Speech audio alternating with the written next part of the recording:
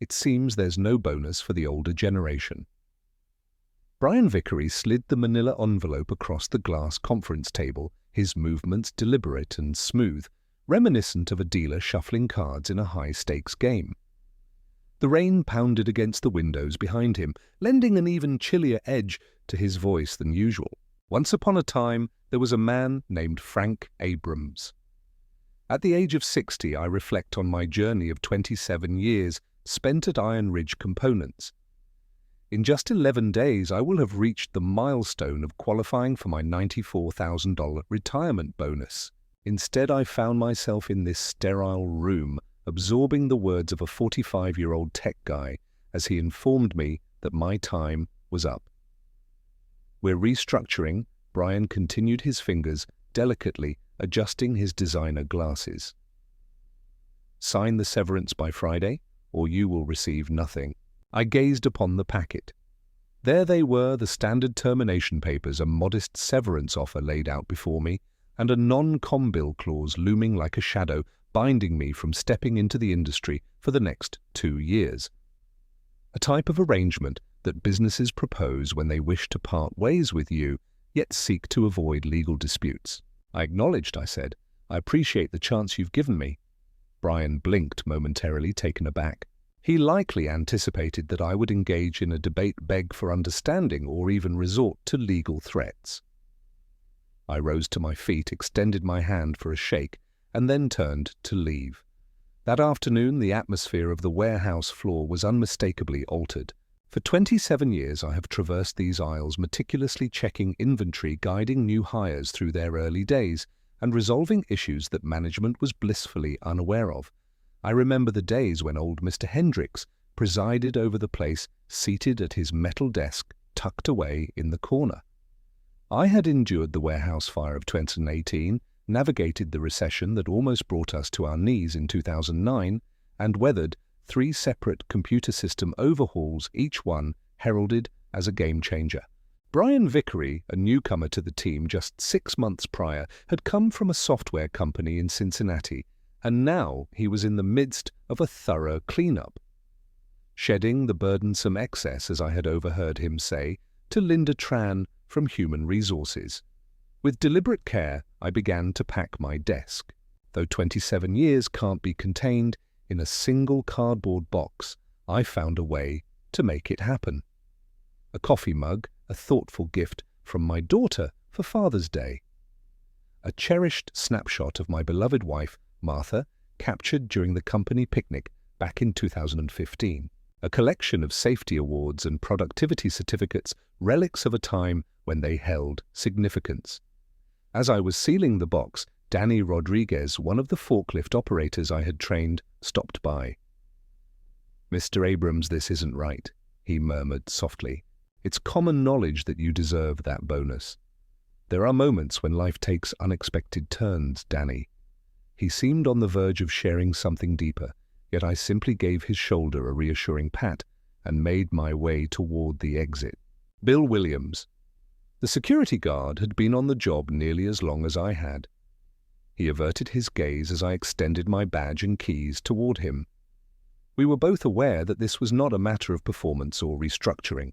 The focus here was on preserving $94,000 for the company while also creating space for Brian's team. As I navigated the slick roads home, the rain drummed against my windshield and my mind wandered to the phone calls that awaited my attention. At the age of 33, I embarked on my journey at Iron Ridge Components, having just transitioned from the Army and in search of stable employment. As Martha carried our daughter Rachel within her, the pressing need for health insurance loomed over us. What started as a fleeting stint in a warehouse evolved into a journey spanning nearly 30 years of my existence. In the heart of the Midwest, the company dedicated itself to the craft of manufacturing metal fasteners and hardware supplies, serving the needs of construction and industrial clients alike. It wasn't anything extravagant, but it was reliable work that provided a decent income, allowing for the purchase of a home, the raising of a family, and the opportunity to save for retirement. During those formative years, I dedicated my nights and weekends to mastering every facet of the operation. Upon Mr. Hendricks's decision to broaden his reach from local to regional distribution, I took on the task of crafting the new warehouse layout and meticulously penned the majority of the training manuals by hand. In the early days of the computer revolution, I found myself in the role of a guide, leading the older workers through the uncharted territory of technology, teaching them the ins and outs of the new system. Martha often teased me, saying I was more invested in that place than I was in our own garage. She was not mistaken. There was a sense of fulfillment in my efforts in untangling the knots of challenges, in being the reliable figure that management turned to when chaos reigned. Brian Vickery had come onto the scene 6 months prior, brimming with grand ambitions and even grander viewpoints. After 3 decades of dedicated service, the venerable CEO Robert Ethan stepped down, paving the way for Brian, who was tasked with the ambitious goal of modernizing operations and enhancing efficiency. Brian hailed from a tech company where the ethos revolved around data, and employees were viewed as resources to be fine-tuned for maximum efficiency. The initial encounter had not unfolded as we had hoped. Brian had dubbed it a strategic alignment session, yet it unfolded more like an interrogation. He inquired about the continued use of paper logs for specific inventory tracking, questioned the frequency of our safety meetings being weekly rather than monthly, and wondered why we hadn't embraced automation for more of the warehouse operations. I had laid out the case that paper logs were infallible, that our weekly safety meetings identified issues before they escalated into accidents, and that while automation was effective, it faltered when it malfunctioned, leaving us in need of individuals who truly comprehended the machinery to resolve the issues. Brian offered a smile and a nod, yet I could sense that he had already dismissed me as just another old-timer clinging to the past, resistant to the winds of change. In the months that followed, I observed him methodically eliminate anyone over the age of 50. It began with enticing early retirement packages for the long-standing employees, and soon escalated to performance improvement plans aimed at those who had been executing their roles flawlessly for years. At last it became clear that questioning his methods would lead to immediate dismissal for anyone daring enough to do so. Linda Tran, the Director of Human Resources, had attempted to caution me a few weeks back. After 15 years of collaboration, she was well aware that I was nearing the threshold of retirement eligibility. During a chance encounter in the parking lot, she had suggested to Frank that perhaps he should think about taking early retirement. Brian has been inquiring quite a bit about the details of your compensation package. It was a moment that should have sparked my awareness, a clear signal that I failed to heed.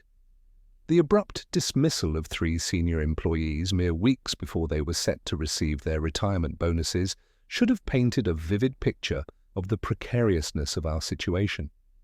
Yet I had come to believe that they wouldn't have the audacity to lay a finger on me. Not after 27 years, not after all I had sacrificed for that company. I admit my mistake.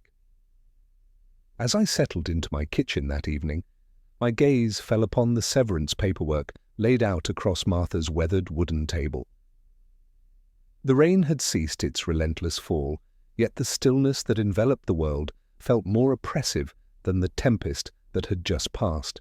In the sum of $94,000, that was the value of 27 years of loyalty to Iron Ridge Components. In just 11 more days, the contract would have seen it mined. In a calculated move, Brian Vickery managed to cut costs for the company by letting me go just before the deadline. The severance offer felt like a slap in the face. 6 weeks of pay accompanied by a commitment to prolong my health insurance for an additional 3 months. After nearly 3 decades of transforming that place from a modest regional supplier into a significant Midwest distributor, they were presenting me with the same package they would offer any random employee facing layoffs. As I retrieved the employee handbook I had a hand in crafting back in 2009, I turned to the section detailing retirement benefits, absorbing the very words I had meticulously negotiated with the former management team. For any employee who had dedicated 25 or more years of service and reached the age of 60, the retirement bonus was guaranteed by contract. A grace period was meant to exist as safeguard against precisely this sort of predicament. Yet Brian was a newcomer. Unbeknownst to him, there were protective clauses hidden within the policies that had been established long before he came on the scene. Perhaps he was aware and believed I wouldn't resist. As I pondered, the idea of reaching out to Rachel in Chicago crossed my mind. Once a bright-eyed student with dreams, she had transformed into a corporate lawyer, navigating the bustling world of law with success, all while balancing the demands of her own family. Months ago, she had kindly offered to review my retirement paperwork, yet I had brushed her off, reassured her not to fret over her old man, that all was taken care of. Pride. That was the reason I hesitated to make that call sooner. With a determined flick of my thumb, I retrieved my phone and began to navigate through my contacts, searching for the number that held the key to my next move. Ethan Goldstein, the son of my sister, is a labor attorney based in Columbus, where he focuses on employment law. At Martha's funeral 2 years prior, our conversation had unfolded, and he had handed me his card, accompanied by a straightforward message. Family supports one another. Reach out whenever you find yourself in need of anything. After 3 rings, he finally decided to answer the phone. "Uncle Frank, is everything all right?" I shared with him the details of Brian, the timing that unfolded, and the severance offer that was presented. Ethan sat quietly, absorbing every word, only breaking the silence to pose a couple of targeted inquiries regarding my employment contract and the retirement policy of the company. "Uncle Frank," he said at last, "I believe it would be wise for you to reconsider signing those papers. Could you please scan all the documents and send them to me via email this evening? Do you believe there's something present? It seems to me that Brian Vickery may have erred in judgment, and if my instincts hold true, it will end up costing him far more than $94,000. Once the call ended, I brewed a cup of coffee and settled back at the table. For the first time since stepping out of that conference room, a feeling other than resignation washed over me. It seemed to me that perhaps this battle was far from concluded. At the break of dawn, precisely at 7 a.m., Ethan returned my call, on a Tuesday morning. With a cup of coffee in hand, I found myself awake, gazing out at the somber grey of the October sky. "Uncle Frank, it's time for a conversation, face to face. Would you be able to make the drive to Columbus today?" In a sleek downtown building, his office exuded the scent of expensive carpet mingling with fresh paint. Ethan bore a striking resemblance to his mother, more so than I recalled. With keen eyes framed by wire-rimmed glasses and an intensity that radiated ambition, it was clear why he had achieved such success.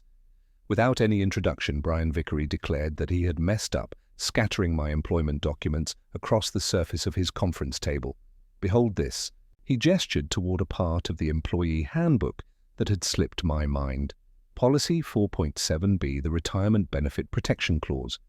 It was articulated that any employee nearing the 30-day mark for retirement bonus eligibility could not be dismissed without just cause, and that a termination for restructuring reasons during this critical period would amount to a violation of the employment contract. I contributed to the writing of this. I spoke in a measured tone. In the days when Robert Ethan held the title of CEO, we encountered issues with employees facing layoffs just as their pensions were about to vest. Brian seems either unaware of the situation or is taking a risk betting that you won't stand your ground. Ethan leaned in, his curiosity piqued. "Let me share our plan with you. You shall not put your name on that severance agreement. Instead, you will seek to arrange a formal meeting with Human Resources to delve into the details surrounding your termination. Linda Tran is at the helm of HR. She's a solid person, yet she won't stand up to Brian. She will once she becomes aware that the company is on the brink of a lawsuit. Frank, this has transcended the matter of your bonus. If Brian has been methodically letting go of employees just before they can access their retirement benefits, this may reveal a troubling pattern of discrimination. That's a matter for the federal courts." For the next 2 hours, I found myself in Ethan's office, meticulously dissecting every aspect of my termination and the events that had unfolded to bring me to this moment. He scribbled on a yellow legal pad, posing inquiries about the other employees who had recently been dismissed, about Brian's articulated justifications for the restructuring, and about any documentation I could provide. "Are you still able to access your work email?" he inquired. "From Monday to Thursday." "Monday?" 2. Suddenly they severed the connection. Print all that is before you.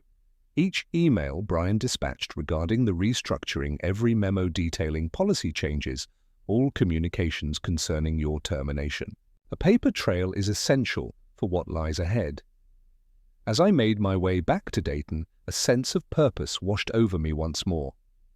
As I stepped into Iron Ridge Components on that Wednesday morning, ready to sift through my remaining files and print out emails, I found Brian already there, waiting for me. "Frank," he said, materializing in the hallway as if he had been waiting for my arrival.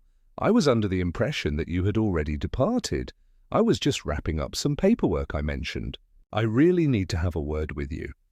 With a subtle wave of his hand, he directed attention to his office. "Concerning your severance package." His office gleamed with glass and chrome, a modern sanctuary of transparency and sleek design. There's truly nothing quite like the cozy embrace of the wood-paneled space where Robert Ethan once toiled. Brian settled into his large desk, retrieving a revised severance agreement from its depths. He mentioned, "I've been reflecting on our conversation from Monday. Your contributions have been significant, and I want to ensure that you feel supported and valued. I have the authority to elevate your severance to a total of 12 weeks' pay." The revised figure, while still falling short of my retirement bonus, exceeded the initial offer by more than double. Brian pressed on, stating, "There is one condition. Today is the day for your signature." Clearly, the non-com bill clause continues to be in effect. He was attempting to bribe me. There lingered a question: did he possess knowledge of the policy violation, or was he merely attempting to tie up a loose end before it spiraled into a larger issue? "Thank you for the offer, Brian. However, I find myself in need of a few more days to ponder this matter." His smile grew taut. "Frank, I'm making an effort to be generous in this situation. However, this offer will no longer be available after the close of business today. Following that, we return to the initial terms." "I see what you mean." With a purposeful stride, I exited his office and made my way directly to the warehouse floor. With only 6 hours remaining before Brian's deadline loomed over me, I felt the urgency to print every email I could unearth. As the clock struck 4 p.m., I found myself with 47 pages of documentation tucked away in the confines of my truck. As the clock struck 5 p.m., I found myself stepping back into Brian's office, the weight of his offer lingering in the air. With a measured tone, I conveyed my need for more time to reflect on the decision before me. As the clock struck 5:01 p.m., I found myself reinstated to the original severance terms. Yet at that moment, I was certain we had him in our grasp. On a Thursday morning, the phone rang, and it was Ethan bearing news that would alter the course of everything. "Frank, I've been delving into the recent employment history of Iron Ridge Components. Over the course of the last 8 months, Brian has made the difficult decision to let go of 7 employees, each of whom was just 60 days away from significant retirement bonuses or pension milestones." I plopped down into my kitchen chair with a thud. 7. Walter Murphy, a seasoned 63-year-old from Quality Control, found himself unexpectedly dismissed just 3 weeks shy of securing his 30-year pension bonus.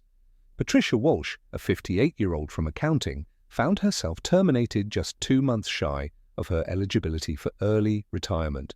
I possess 5 more that are just like them. The coffee in my cup had turned cold, yet I found myself unable to savor any flavor regardless. These were more than mere numbers. These were individuals with whom I had shared decades of collaboration. When I first began, Walter took the time to train me on the intricacies of quality inspection procedures. When Martha fell ill, it was Patricia who guided me through the maze of paperwork, assisting me in making the necessary adjustments to my health insurance. "Ethan, can you explain how this is permissible? How is Brian managing to escape this situation?" Each termination was carefully recorded, attributed to either performance issues or the need for restructuring. Most of these individuals simply accepted their severance and departed.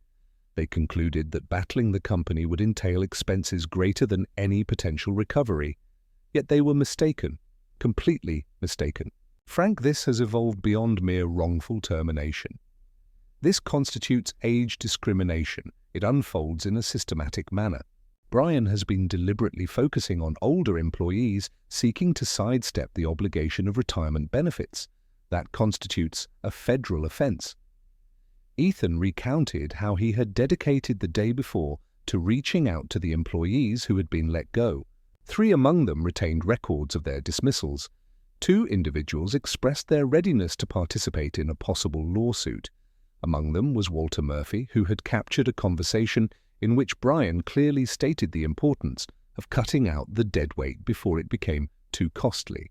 Did Walter capture him on tape? He held his phone in his hand. Brian was in the dark. Yet, deep down, Walter felt an unsettling tension in the air, compelling him to seek out evidence for his own safeguard. "Frank, this recording serves as undeniable proof." My mind wandered to Walter. A solitary figure, he had dedicated 32 years of his life to the meticulous realm of quality control. He had always approached things with care and a methodical mindset, a worker who identified issues before they had the chance to escalate into calamities. Naturally, he would have recorded Brian's errors. What unfolds next? At this moment, we take the step of filing a formal complaint with the Equal Employment Opportunity Commission. We seek a thorough investigation into the matter of age discrimination at Iron Ridge Components. We embark on a journey to file a class action lawsuit seeking justice and damages for all those employees who have been affected. What is the duration of this process? Months passed by. Perhaps a year? Yet, Frank, our struggle has transcended the mere pursuit of your bonus. We stand united in our quest for justice for all those Brian has wronged. We will ensure that he is unable to inflict this upon anyone else. On that particular afternoon, I made my way to Walter Murphy's residence in Kettering. In a humble ranch home, he found solace surrounded by a meticulously tended garden and the proud display of an American flag fluttering gently by the front door. As he responded, the weight of time seemed to rest heavily upon him, making him appear older than his 63 years. "Frank, I heard about what happened to you," he said, gesturing for me to come in for coffee. "They treated me the same way." Our conversation stretched on for 2 hours. Since 1991, Walter had dedicated himself to Iron Ridge, earning a reputation as the most meticulous quality inspector the company had ever known. Upon Brian's arrival, he promptly challenged Walter's methods, asserting that they were both inefficient and outdated. Last month, Walter recounted how he was summoned into his office. They informed me that the company was embarking on a new path and required individuals who could embrace contemporary practices. When I inquired about its meaning, he replied, "Honestly, Walter, we require fewer grey heads and more fresh thinking." Did he really say that I captured it on tape? I thought it wise to gather some evidence for future reference. With a sense of anticipation, Walter pressed play on the recording stored on his phone. Brian's voice rang out effortlessly, clear with a casual tone that carried an unmistakable weight of condemnation. As the sun dipped below the horizon, I picked up the phone and dialed Ethan, intent on delivering a singular, straightforward message. "Submit the complaint, everything. It is time to bring this to a close." On a Friday morning, I embarked on an experience I hadn't encountered in 27 years. Today, I made the decision to call in sick to work. Rather than heading to Iron Ridge Components, I made my way to Columbus and dedicated the day to Ethan's office, where we meticulously finalized our strategy. By noon, we had filed a formal complaint with the Equal Employment Opportunity Commission, claiming that Iron Ridge Components engaged in systematic age discrimination. At 2 p.m., we took a decisive step and filed a class action lawsuit in federal court, aiming to seek justice and damages for 8 employees who had been wrongfully terminated. At the stroke of 3 p.m., Ethan picked up the phone and dialed Linda Tran directly.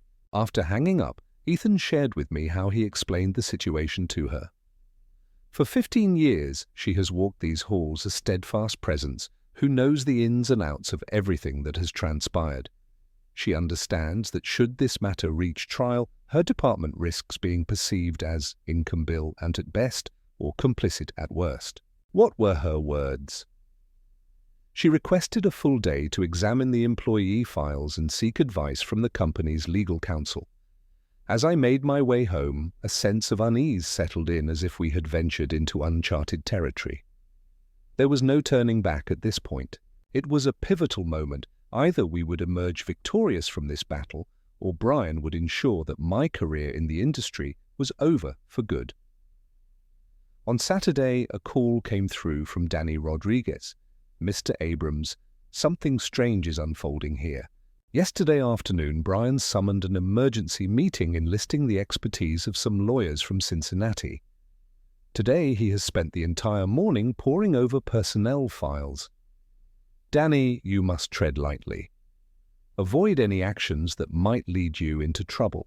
I understand, yet I felt it was important for you to hear this.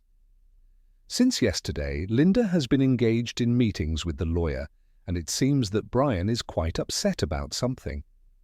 On a Sunday evening, Ethan reached out to share an update. Linda reached out to schedule a meeting for Monday morning. She wishes to engage in a conversation about a possible resolution before things escalate any further. What type of resolution are we discussing? The kind where they acknowledge their missteps and endeavor to rectify them before a federal judge compels them to face punitive damages. On a Monday morning, I donned my finest suit and set off for Columbus. Ethan decided to hold the meeting at his office instead of at Iron Ridge Components, a place of balance. At the stroke of 10 a.m., Linda made her entrance, in the company of two unfamiliar lawyers. Her eyes bore the weight of exhaustion, hinting at restless nights and troubled dreams. "Frank," she said, her hand enveloping mine in a firm shake, "it's important for you to understand that the events that unfolded for you and the others were not in line with company policy." Brian proceeded without the necessary discussions with human resources or legal counsel. A woman in her 40s, her hair touched with grey, stepped forward to take charge. "Mr. Abrams, my client stands ready to present a thorough settlement proposal that encompasses complete retirement benefits for every employee impacted, along with supplementary compensation to address the difficulties stemming from these unjust terminations." Ethan leaned in, his curiosity piqued. "What about Mr. Vickery's employment status?" With a subtle shift in their eyes, the lawyer and Linda shared a moment of unspoken understanding. "Mr. Vickery has departed from Iron Ridge Components. His termination took effect at the close of business on Friday." A sensation of release washed over me, as if something had unfastened deep within my chest. Brian had vanished. Linda continued, "The board of directors has requested that I extend a personal apology to you and the other employees who were unjustly terminated. We recognize the gravity of this oversight, and we are dedicated to rectifying the situation." For the next 3 hours, we found ourselves deep in the intricacies of negotiation, unraveling the details one by one. As the meeting drew to a close, I found myself in possession of my $94,000 retirement bonus, along with the accrued interest. For 2 long years, the company had been silently withholding my retirement contributions, leaving me in a state of uncertainty. There I stood, facing the inevitable, knowing that a formal apology awaited me, destined to be etched into my personnel file. Of greater significance, Walter Murphy, along with the 6 other employees who were let go, would be entitled to comparable compensation. As we stepped out of the building, Ethan's hand found its way to my shoulder. Uncle Frank Brian Vickery had just discovered that certain old-timers possess a remarkable knack for standing their ground. On a Tuesday morning, the phone rang, and it was none other than Robert Ethan, the former CEO of Iron Ridge Components. Frank, I caught wind of the situation with Brian. "I apologize, that's not the kind of company we envisioned creating. Rest assured, Mr. Ethan, it is being taken care of." "I am aware." Linda shared the details with me. "Upon the board's request, I have returned to serve as the interim CEO during their search for Brian's successor. I was hoping to reach out and see if you might think about staying on. Your experience is exactly what we need to help steer things back on course." As I gazed through the kitchen window, my eyes fell upon the maple tree that Martha had lovingly planted when we first became homeowners. The leaves were transforming into shades of gold and red, preparing themselves for the embrace of winter. While I am grateful for the offer, I believe the moment has come for me to embrace retirement in a fitting manner. I comprehend. However, Frank, there's something I wish for you to understand. The board is taking decisive action, rolling out new policies to ensure that such an incident is never repeated. Termination of any employee who is within 60 days of becoming eligible for retirement requires the approval of the board.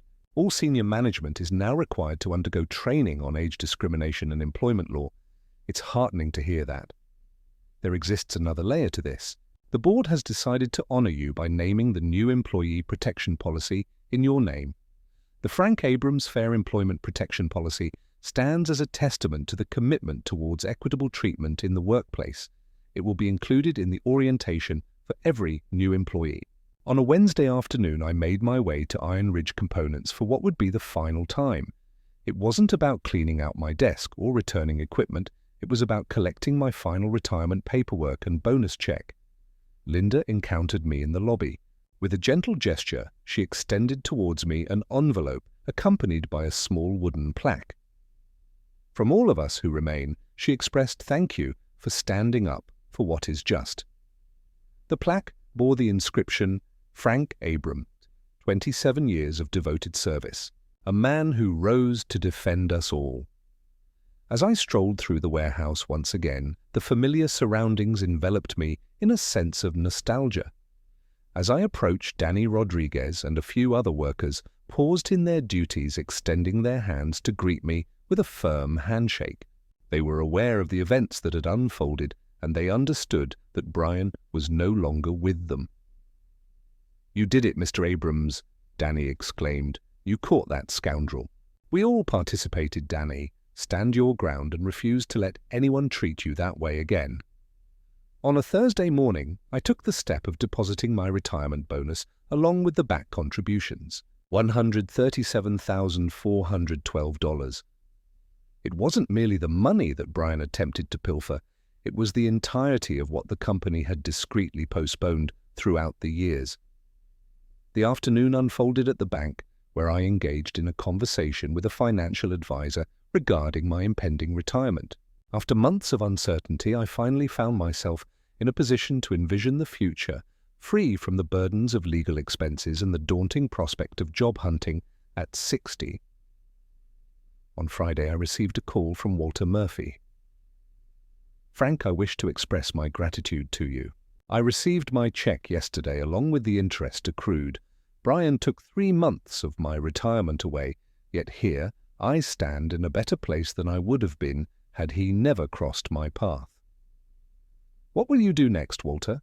"My grandson has been eager for me to share my knowledge of woodworking with him. I think I'll construct a tree house for him."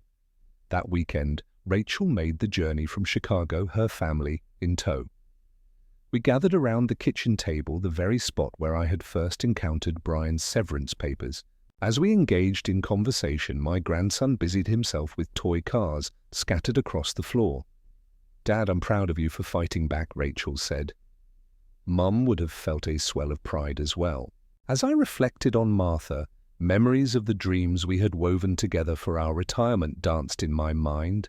Her heart was set on traveling on, exploring the national parks, on cherishing moments with our grandchildren, free from the constraints of work schedules.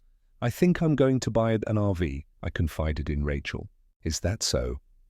Your mother had a dream of witnessing the Grand Canyon's vast beauty."